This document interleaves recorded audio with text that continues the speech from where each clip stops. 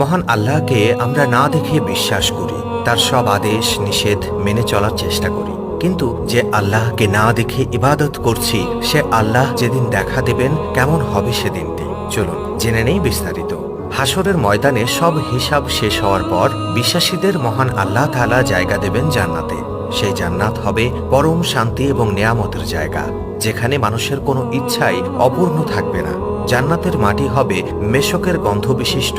সেখানে মুমিনদের জন্য যে ঘর বানানো হবে তার ইট হবে স্বর্ণ এবং রূপার তৈরি। এছাড়া জান্নাতের রাস্তাগুলো হবে মুক্তার তৈরি, আর ঘাস হবে জাফরানের। সেখানে কারো বয়স বাড়বে না। কোনো কোনো বর্ণনায় আছে জান্নাতের পুরুষদের বয়স হবে 30 অথবা 33, আর তাদের উচ্চতা হবে আদম আলাইহিস সালামের মতো। অন্যদিকে জান্নাতের নারীদের সৌন্দর্য হবে অকল্পনীয়।